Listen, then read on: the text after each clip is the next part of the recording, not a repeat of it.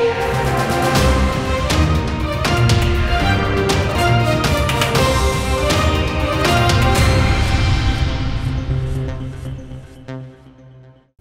आप देख रहे हैं बिग न्यूज बिग शो। मैं हूं आपके साथ Mukesh Rajput. Big news big show में आज भी उन तमाम बड़े मुद्दों की बात हम करेंगे जिनका सरोकार आपसे है। बिग न्यूज बिग शो में आज बात होगी कर्नाटक के कैश कनेक्शन की कि 5 करोड़ रुपए का कैश कनेक्शन आखिर है किसके साथ। बिग न्यूज बिग शो में बात होगी जेजेपी के प्रदेश अध्यक्ष निशान सिंह की। सूत्रों की माने तो निशान सिंह का अब जेजेपी के साथ मोहभंग हो चला है और मौखिक तौर पर वो इस्तीफा भी दे चुके हैं। इसके अलावा आज बिग न्यूज़ बिग शो में हम ये भी आपको बताएंगे कि चौधरी साहब, जी हाँ, चौधरी बीरेंद्र सिंह अब भारतीय जनता पार्टी से बिल्कुल अलग हो चुके हैं, क्योंकि अब उन्होंने इस्तीफा दे दिया है और उन्होंने अपनी पुरानी पार्टी कांग्रेस में जाने की बात कह दी है। उनके साथ उनकी पत्नी भी भारतीय जनता पार्टी का दामन छोड़ चुकी हैं, वो भी कांग्रेस में शामिल होंगी। यानी चौधरी साहब का पूरा परिवार एक बार फिर कांग्रेसी होने जा रहा है। अब कांग्रेस में जाकर वो क्या कमान संभालेंगे, उन्हें कितना सम्मान इस बार मिलेगा, क्योंकि पिछली बार चौधरी साहब ने कांग्रेस इसलिए छोड़ी थी क्योंकि वो जिस सम्मान के अधिकारी थे वो सम्मान कांग्रेस पार्टी उनको नहीं दे रही थी। तो जाहिर है इस बार कुछ शर्तें शायद चौधरी साहब ने रखी होंगी और सम्मान उनको कांग्रेस में मिलेगा, ऐसा हमारा मानना है। बिग न्यूज़ बिग शो में बात सोशल मीडिया पर छिड़ी उस वार की भी होगी जो हिमाचल से है। कंगना रनावत हिमाचल की क्वीन के तौर पर देखी जा रही है। उनका स्वागत भी जोरदार तरीके से हो रहा है और जो विपक्षी हैं उन पर वार भी जोरदार तरीके से ही कर रहे हैं। अब मामला आया है एक ऐसे ट्वीट का जिसको लेकर कंगना रनौत पर कैबिनेट मिनिस्टर विक्रमादित्य ने वार किया है और कहा है कि ये जो ट्वीट है ये बताता है कि वो कितनी हिंदूवादी हैं। बिग न्यूज़ बिग शो में हम आज बात लोकसभा चुनाव की करेंगे कि कहाँ पे क्या क्या चल रहा है और इसी के तहत हरियाणा में जो 10 सीटें हैं लोकसभा चुनाव की, उनको जीतने के लिए बीजेपी क्या रणनीति अपना रही है, किस तरीके से मुख्यमंत्री लगातार रैलियां कर रहे हैं और कांग्रेस को कह रहे हैं कि कांग्रेस वो पार्टी है जिसने देश को धोखा दिया है। क्या धोखा दिया है ये जानने की कोशिश हमारी रहेगी। बात प्रधानमंत्री नरेंद्र मोदी की करते हैं। नरेंद्र मोदी लगातार धुआंधार प्रचार कर रहे हैं, सुबह कहीं, शाम को कहीं तो दोपहर में कहीं। आज प्रधानमंत्री नरेंद्र मोदी नक्सलवाद प्रभावित इलाके में गए, वहां पर एक बड़ी रैली को संबोधित किया। बस्तर चांदपुर में प्रधानमंत्री ने चुनावी जनसभा को संबोधित किया और साथ ही साथ विपक्ष पर प्रहार करते हुए बताया कि अब भारतीय जनता पार्टी ने भारत को उस मुकाम पर ला खड़ा किया है कि सरकार अगर 1 रुपया किसी के खाते में भेजती है तो 1 रुपया मिलता है। पहले राजीव गांधी तत्कालीन प्रधानमंत्री कहा करते थे कि अगर हम 1 रुपया भेजते हैं तो 15 पैसे ही उस आदमी तक पहुंचता है जिसके लिए भेजा गया है, यानी 85 पैसे रास्ते से ही गायब हो जाते हैं। ये 85 पैसे खत्म होने का जादू प्रधानमंत्री ने कैसे किया, भारतीय जनता पार्टी ने इसमें कामयाबी कैसे हासिल की और इसी के चलते क्या एनडीए 400 का जो नारा दे रही है वो पूरा हो पाएगा। बिग न्यूज़ की पहली ये बिग स्पेशल रिपोर्ट।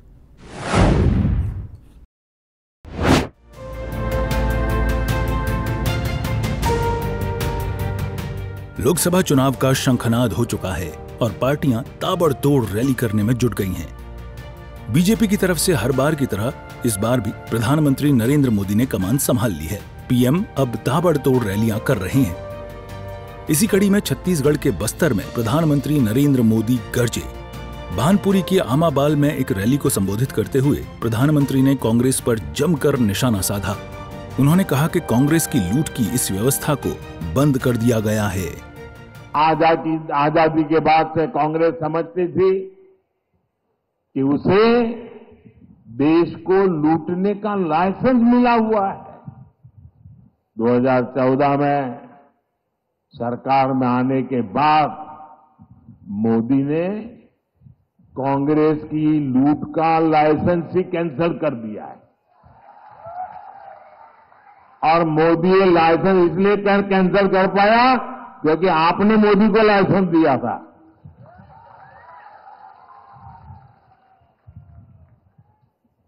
अब आप बताइए, जब उनकी दुकान बंद हो गई, लूटने का लाइसेंस चला गया, तो मोदी को गाली देंगे कि नहीं देंगे? देंगे कि नहीं देंगे? तो मेरी रक्षा कौन करेगा? मेरी रक्षा कौन करेगा? मेरी रक्षा कौन करेगा? ये मेरे कोटि कोटि देशवासी ही, मेरी माताएं बहनें आज मोदी का रक्षा कवच बन गई है। प्रधानमंत्री यहीं नहीं रुके, उन्होंने कांग्रेस पर वार करते हुए कहा कि कांग्रेस राम मंदिर बनने से बहुत नाराज है। राम मंदिर बनने से बहुत नाराज है। कांग्रेस के शाही परिवार ने राम मंदिर की प्राण प्रतिष्ठा का न्योता ठुकरा दिया। कांग्रेस के जिन नेताओं ने इस कदम को गलत बताया, उन्हें पार्टी से निकाल दिया गया। और एकाध दो जो अगर वहां पहुंच गए प्राण प्रतिष्ठा में, प्रभु राम के चरणों में सर झुकाया, तो उनको 6 साल के लिए पार्टी से निकाल दिया। ये दिखाता है कि कांग्रेस तुष्टीकरण के लिए किसी भी हद को पार कर सकती है। प्रधानमंत्री नरेंद्र मोदी ने आगे कहा कि कांग्रेस ने हमेशा आदिवासी समुदाय का अपमान किया, लेकिन उसी आदिवासी समुदाय की बेटी आज देश की राष्ट्रपति है। हजारों लाखों आदिवासी बहनें भी शामिल हैं। भाई और बहनों, जनजातीय समाज हमेशा भाजपा की प्राथमिकता रही है। जिस आदिवासी समाज का हमेशा कांग्रेस ने तिरस्कार किया, उसी आदिवासी समाज की बेटी आज देश की राष्ट्रपति है। भाजपा ने ही छत्तीसगढ़ को पहला आदिवासी मुख्यमंत्री दिया है। भाजपा ने ही आदिवासियों के लिए अलग मंत्रालय, अलग बजट बनाया है। बीते 10 वर्षों में आदिवासी कल्याण का बजट 5 गुना बढ़ाया गया है। जब कांग्रेस सरकार थी तो पूरे देश में 125 से भी कम एकलव्य आवासीय विद्यालय थे। आज सिर्फ छत्तीसगढ़ में ही 70 से अधिक एकलव्य विद्यालय है। कांग्रेस की सरकार के दौरान सिर्फ 8-10 वन उपजों पर ही एमएसपी मिलती थी। आज ये संख्या 100 के पास पहुंच रही है। साथियों, आपका सपना, और ये मोदी की गारंटी है, आपका सपना ही मोदी का संकल्प है। काबिले गौर है कि छत्तीसगढ़ में 11 लोकसभा सीटों के लिए 3 चरणों में 19 अप्रैल, 26 अप्रैल और 7 मई को मतदान होगा। चुनावी परिणाम 4 जून को घोषित किए जाएंगे। सूर्य समाचार के लिए ब्यूरो रिपोर्ट। जहां एक तरफ कांग्रेस उम्मीदवारों के मंथन में व्यस्त है, वहीं पर भारतीय जनता पार्टी लोकसभा चुनाव के लिए जोरों शोरों से प्रचार करती नजर आ रही है। मुख्यमंत्री नायब सिंह सैनी लगातार रैलियां कर रहे हैं। उन्होंने आज अंबाला में हुंकार भरी और साथ ही साथ बताया कि कांग्रेस एक ऐसी पार्टी है जिसने देश को धोखा दिया है।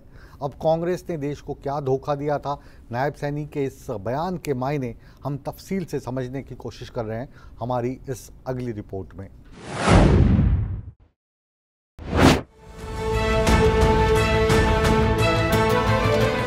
लोकसभा चुनाव 2024 को लेकर चुनावी बिसात बिछ चुकी है। जगह जगह रैलियों का शोर सुनाई दे रहा है। इसी कड़ी में अंबाला के बराड़ा में बीजेपी की विजय संकल्प रैली हुई, जिसमें बतौर मुख्य अतिथि प्रदेश के मुख्यमंत्री नायब सिंह सैनी ने शिरकत की। उन्होंने एक बार फिर कांग्रेस पर निशाना साधते हुए कहा कि कांग्रेस जनता को गुमराह कर रही है। कांग्रेस ने अपना मैनिफेस्टो जारी किया और मैनिफेस्टो के ऊपर लिखा कि हम देश के साथ न्याय करेंगे। अरे आज आपको ध्यान में आया है, देश के साथ न्याय करने की बात करते हैं। मैनिफेस्टो के अंदर उन्होंने कहा कि हम देश को न्याय देंगे। अरे देश भूला नहीं है, आप न्याय कहां देंगे? अरे देश जानता है आपके ही सरकार के अंदर ये कांग्रेस के ही लोग थे भाइयों, जिनकी सरकार के अंदर अगर एक गैस का सिलेंडर लेना होता था 3 दिन तक लाइन में खड़ा रहना पड़ता था। ये देश के लोगों के साथ अन्याय था। भाइयों, आप न्याय की बात कर रहे हैं, न्याय तो नरेंद्र मोदी जी ने दिया है, उस लाइन को भी खत्म किया है और उससे आगे बढ़ करके उस माता बहन के घर के अंदर गैस का कनेक्शन सिलेंडर पहुंचाया है, जिसके घर के अंदर आज तक गैस का कनेक्शन सिलेंडर कांग्रेस ने देखने में भी नहीं दिया। भाइयों, यह न्याय करने का काम यह नरेंद्र मोदी जी ने किया है। वहीं मुख्यमंत्री नायब सिंह ने दावा किया कि बीजेपी इस बार 10 की 10 लोकसभा सीटें जीतेगी। एक ही लोगों का संदेश है कि हरियाणा प्रदेश की 10 लोकसभा की सीटें बड़े मैंडेट के साथ तीसरी बार नरेंद्र मोदी जी को प्रधानमंत्री बनाने के लिए यहां से जीत जतवा करके भेजने का काम करेंगे। भाई, और सरकार काम करने वाली सरकार है, ये बात करने वाली सरकार नहीं है। कितने बड़े सुधार किए हैं, रोड्स की बात ले लीजिए, आपके यहीं ये कल्पना से परे है। अगर हम इसी विधानसभा के अंदर बात करें तो साहा से लेकर के अंबाला क्या स्थिति थी, इन 10 वर्षों के अंदर क्या स्थिति हुई है, साहा से लेकर के शाहबाद तक क्या स्थिति थी। आज वो वातावरण बदला है और यहीं से साहा से ही ग्रीनफील्ड एक्सप्रेस वे उठा करके कितनी गति से बन रहा है, सीधा शामली को मिलाने का काम भी ये आपकी सरकार कर रही है। काबिले गौर है कि अंबाला लोकसभा सीट इस बार लगातार चर्चाओं में बनी हुई है, क्योंकि साल 2019 में यहां से विजयी रहे सांसद रतन लाल कटारिया के देहांत के बाद से ये सीट खाली है। अब अंबाला से रतन लाल कटारिया की पत्नी बंतो कटारिया को बीजेपी ने टिकट दिया है। सूर्य समाचार के लिए अंबाला से नरेश सैनी की रिपोर्ट।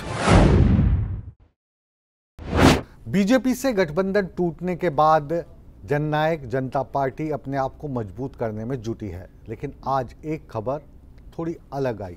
जेजेपी के अध्यक्ष निशान सिंह अब लगता है कि जेजेपी से अलग होने वाले हैं। निशान सिंह ने सूर्य समाचार के संवाददाताओं को बताया कि उन्होंने मौखिक रूप से अपना इस्तीफा दे दिया है और औपचारिक रूप से इसका खुलासा वो जल्दी करने जा रहे हैं। निशान सिंह का जेजेपी से जो मोह भंग हुआ है उसका कारण क्या है, वो कौन सी पार्टी में जा सकते हैं और यहाँ से मोह भंग होने का कारण क्या रहा, और जो दूसरी पार्टी होगी वहाँ पर अगर जाएंगे तो उनको क्या जिम्मेदारी मिल सकती है, देखिए हमारी ये खास रिपोर्ट।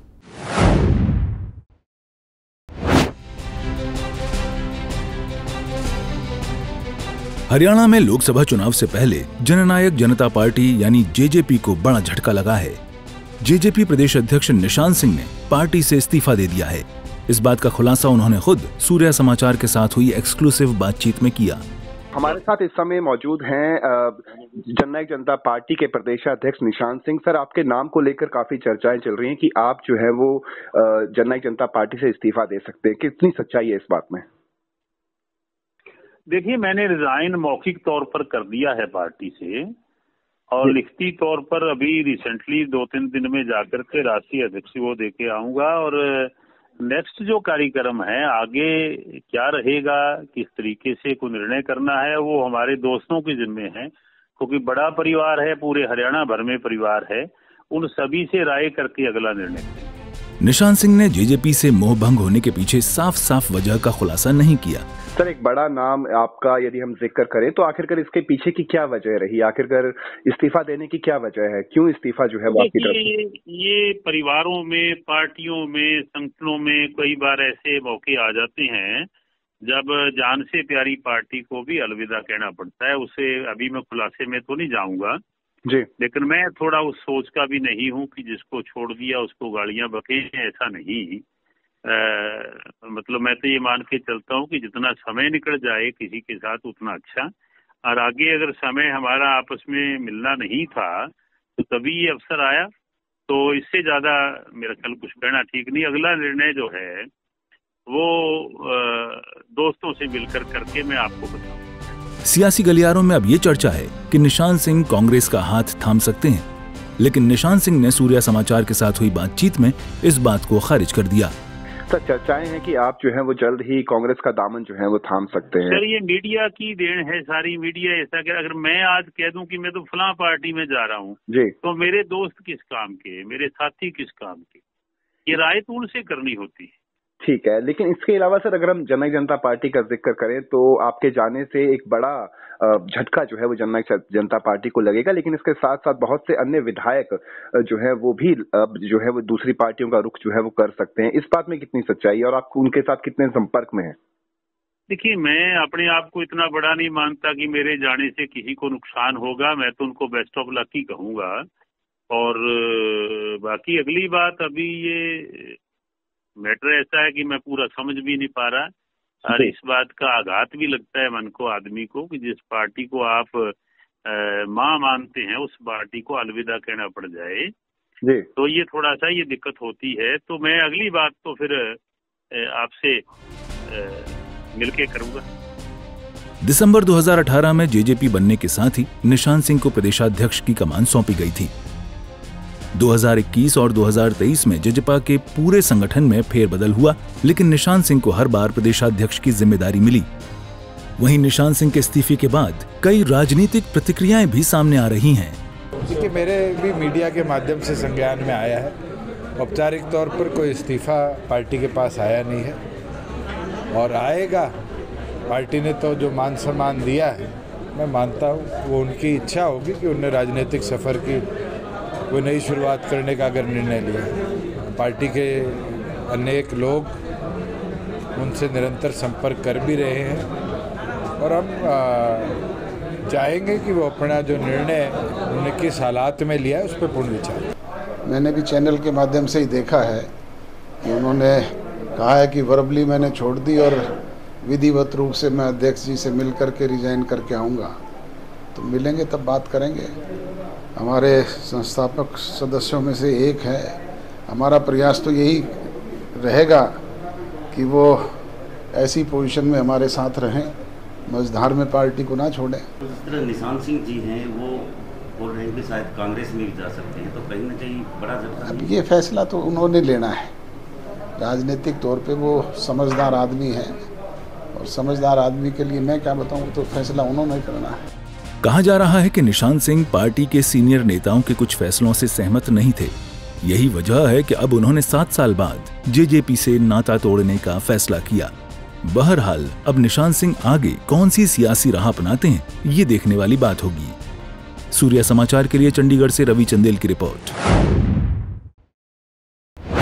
अब एक और हरियाणा से ही जुड़ी बड़ी राजनीतिक खबर की बात करते हैं। एक परिवार फिर से कांग्रेसी होने जा रहा है। जी हाँ, बिल्कुल ठीक समझे आप। चौधरी वीरेंद्र सिंह और उनकी पत्नी ने अब औपचारिक तौर पर इस्तीफा देकर ऐलान कर दिया है कि वो कांग्रेस में घर वापसी कर रहे हैं। चौधरी साहब ने ये फैसला अपनी पत्नी के साथ लिया है। उनके बेटे पहले ही कांग्रेस में शामिल हो चुके हैं, यानी पूरा का पूरा परिवार अब कांग्रेसी हो गया है।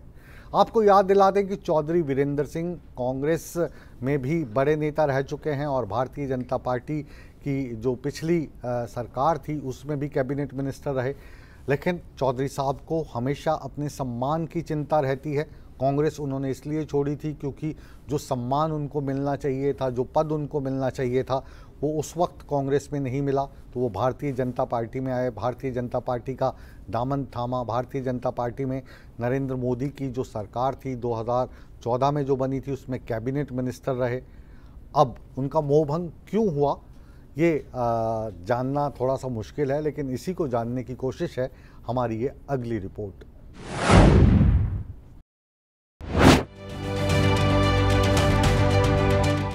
राजनीति देश की हो या प्रदेश की, इन दिनों सियासी गलियारों में रैलियों का शोर मचा हुआ है। चारों तरफ नारों की गूंज और जनता से वादों का जोर चला हुआ है। लोकसभा चुनाव में किसी भी दल में किसी का पत्ता कटता है तो किसी पर फिर से भरोसा जताया जाता है। ऐसे में स्वाभाविक है कि नेताओं की अपने दलों से नाराजगी सामने आती ही है। ऐसे में आया राम गया राम की कहावत आम हो जाती है। चुनावों से पहले एक बार फिर से हरियाणा में दल बदल की राजनीति जारी है। कई नेताओं ने अपने दल का साथ छोड़कर दूसरे दलों का रुख किया है, जिनमें से एक हरियाणा की राजनीति में बड़ा रसूख रखने वाला परिवार भी है। हम बात कर रहे हैं चौधरी बीरेंद्र सिंह की। बीरेंद्र सिंह ने बीजेपी से इस्तीफा दे दिया है। बीरेंद्र सिंह के साथ उनकी धर्मपत्नी प्रेमलता ने भी बीजेपी की सदस्यता से इस्तीफा दे दिया है। चौधरी बीरेंद्र सिंह ने बीजेपी के आलाकमान को इस्तीफा भेजा है। हम कांग्रेस में जा रहे हैं और बेटा चला गया क्योंकि ये सिटिंग एमपी था, इसको बुला के ज्वाइन करवा लिया। और 2 दिन के बाद बहुत ही महत्वपूर्ण राजनीतिक भारतीय जनता पार्टी के वो मुझे ये कहें कि अब तो फैसला हो गया, अब तो छोड़ दिया आपने उनको, अब तो आ जाओ। मैंने कहा अब तो गाड़ी निकल चुकी है, कैसे आए। जननायक जनता पार्टी बीजेपी से इस्तीफा देने के बाद चौधरी बीरेंद्र सिंह ने नेता प्रतिपक्ष भूपेंद्र सिंह हुड्डा से मुलाकात की। बीजेपी से नाराज चल रहे बीरेंद्र सिंह पहले ही कांग्रेस में जाने की बात कह चुके हैं। 9 अप्रैल को विधिवत रूप से बीरेंद्र सिंह कांग्रेस का दामन थामेंगे। बीजेपी से नाराज चल रहे बीरेंद्र सिंह ने बीजेपी की विचारधारा पर सवाल खड़े किए। बीरेंद्र सिंह के इस्तीफा देने के पीछे क्या कारण रहे, आप खुद ही सुनिए। मेरा अपना ये सोच था, किसी वजह से कांग्रेस से निकलना पड़ा वो अलग बात है, लेकिन मैं ये समझता था भारतीय जनता पार्टी की विचारधारा में और कांग्रेस की विचारधारा में कोई बड़ा अंतर नहीं होगा। और जब मैं समझूंगा तो देखूंगा कि क्या हम सही तौर पे ये मान लें कि कोई बड़ा अंतर नहीं, लेकिन मेरा आकलन ये है कि बहुत बड़ा अंतर है दोनों की विचारधाराओं में। और इसीलिए निर्णय लेते हुए मैंने ये सोचा कि कांग्रेस में रहेंगे तो हम देश की अखंडता के लिए और देश को एक सही दिशा देने के लिए सही मार्ग पे रहेंगे। अदरवाइज दूसरा जो तरीका है भारतीय जनता पार्टी का, वो मेरे हिसाब से सही नहीं बैठ रहा था। आपको बता दें कि चौधरी बीरेंद्र सिंह के बेटे ने हाल ही में बीजेपी छोड़कर कांग्रेस ज्वाइन की थी। 10 मार्च को मल्लिकार्जुन खड़गे की मौजूदगी में बृजेंद्र सिंह ने कांग्रेस का दामन थामा था। बृजेंद्र सिंह ने हिसार सीट से बीजेपी की टिकट पर लोकसभा का चुनाव लड़ा था। आपको बता दें, चौधरी बीरेंद्र सिंह किसान नेता सर छोटू राम के परिवार से आते हैं। चौधरी बीरेंद्र सिंह ने 2014 में 42 साल कांग्रेस में रहने के बाद बीजेपी में आस्था जताई थी। कांग्रेस में अनदेखी की बात कहकर बीरेंद्र सिंह ने बीजेपी में सम्मान मिलने की बात को भी जनता के सामने रखा था। 2019 में बेटे बृजेंद्र को लोकसभा में बीजेपी की टिकट मिलने के बाद बीरेंद्र ने राज्यसभा से इस्तीफा दिया था। 42 साल कांग्रेस और फिर 10 साल बीजेपी में रहने के बाद बीरेंद्र सिंह फिर से कांग्रेस में जा रहे हैं। देखना दिलचस्प होगा, बीजेपी से अलग होकर चौधरी साहब का परिवार अब क्या कमाल दिखाता है। दिल्ली से सूर्य समाचार के लिए विनय सिंह की रिपोर्ट। हरियाणा के बाद अब बात करते हैं हिमाचल प्रदेश की। हिमाचल प्रदेश की राजनीति में जब से कंगना रनावत को भारतीय जनता पार्टी ने मंडी से अपना उम्मीदवार बनाया है, तो हिमाचल प्रदेश भी लगातार देश के दूसरे राज्यों के साथ खबरों में है। कंगना रनावत आज फिर चर्चा में है और इस बार जो चर्चा है उनके एक पुराने ट्वीट की है। ये जो पुराना ट्वीट है ये विक्रमादित्य सिंह ने कंगना का निकाला है और इस पुराने ट्वीट पर उन्होंने हमला भी बोला है कि कंगना पहले इस तरीके के ट्वीट किया करती थी जो एक हिंदू होने के नाते बिल्कुल ठीक नहीं है। अब कोई कुछ भी कहे और कंगना चुप रहे, ये तो हो ही नहीं सकता। तो कंगना ने भी उसका जवाब दिया है और सोशल मीडिया की ये जो हिमाचल की मंडी सीट की वॉर है ये देश में चर्चा का कारण बनी हुई है।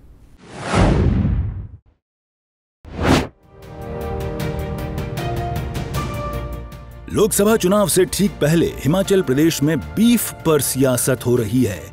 विपक्ष के नेता मंडी लोकसभा सीट पर बीजेपी प्रत्याशी कंगना रनौत को इस मुद्दे पर घेर रहे हैं। लोक निर्माण मंत्री विक्रमादित्य सिंह ने फेसबुक पर पोस्ट कर लिखा कि हिमाचल देवी देवताओं का पवित्र स्थल है, देवभूमि है। यहाँ गौमांस का सेवन करने वाले चुनाव लड़ें, ये हमारी संस्कृति के लिए चिंता का विषय है जिसका राजनीति से कोई सरोकार नहीं है।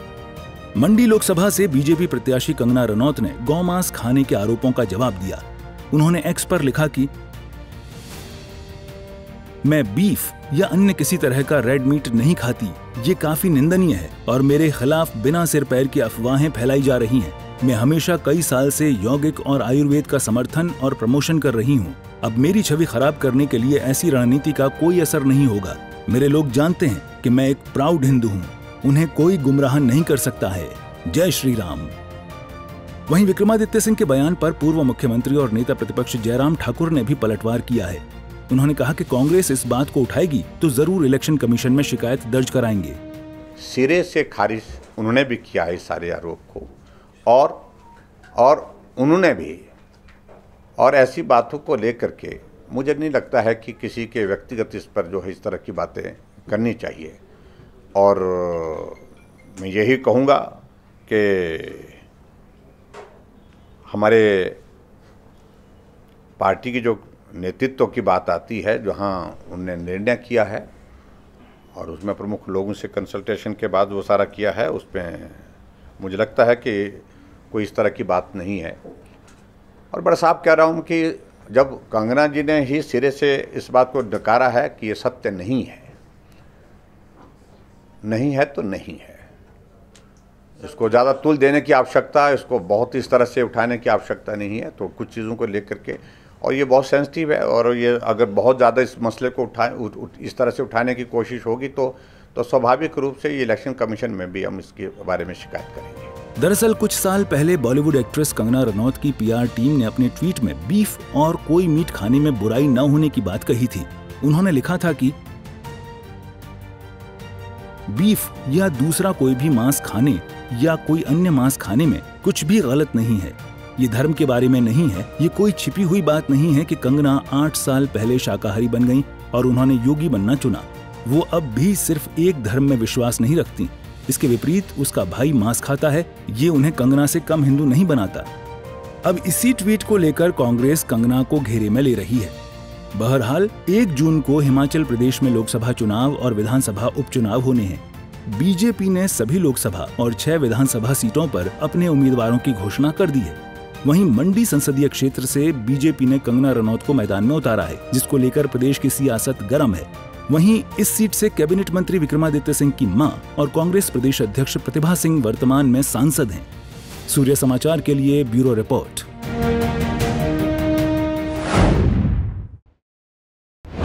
बिग न्यूज बिग शो में आखिर में हम बात करेंगे कर्नाटक के बेलारी की। वो इसलिए क्योंकि बेलारी में बड़ी मात्रा में कैश बरामद हुआ है और इसके साथ ही लगभग 100 किलो से अधिक जेवरात भी मिले हैं। अब ये जो कैश मिला है इसका कनेक्शन किसके साथ है? लोकसभा में इतना कैश आया कहाँ से? ये जो जेवरात हैं ये किसके हैं? यानी बेलारी में जो कैश और जेवरात मिले हैं इनका कनेक्शन है किससे? इन्हीं सवालात से पर्दा उठा रही है बिग न्यूज बिग शो की हमारी ये रिपोर्ट।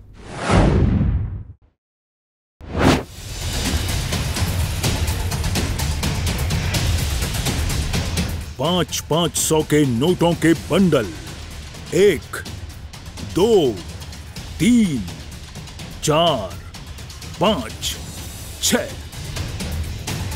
अब जरा बोरियों में भरे आभूषणों पर भी नजर डालिए। सोने की ईंटों का भी दीदार कर लीजिए। ये किसी धन कुबेर की संपत्ति की प्रदर्शनी नहीं है, बल्कि कर्नाटक के बेल्लारी में छापेमारी के दौरान एक ज्वेलर की संपत्ति है। ये तस्वीर जिसने भी देखी वो दंग रह गया। 5.60 करोड़ कैश, 68 चांदी की छड़ी, 103 किलो के चांदी के आभूषण, 3 किलो सोना पकड़ा गया है। पुलिस के अनुसार आभूषण की दुकान के मालिक नरेश के घर से भारी मात्रा में नकद और आभूषण बरामद किए गए हैं।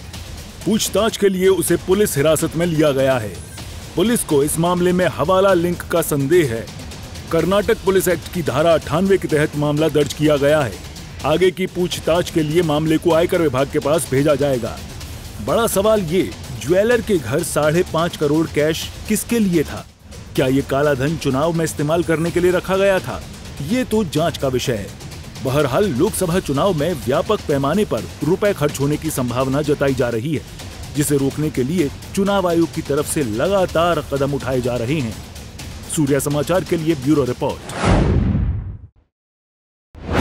बिग न्यूज बिग शो को फिलहाल विराम देने का समय आ गया है, लेकिन आप कहीं मत जाइए, बने रहिए हमारे साथ, क्योंकि सूर्य समाचार पर बिग न्यूज बिग शो के बाद भी खबरों का सिलसिला हमेशा की तरह लगातार जारी है। बने रहे हमारे साथ।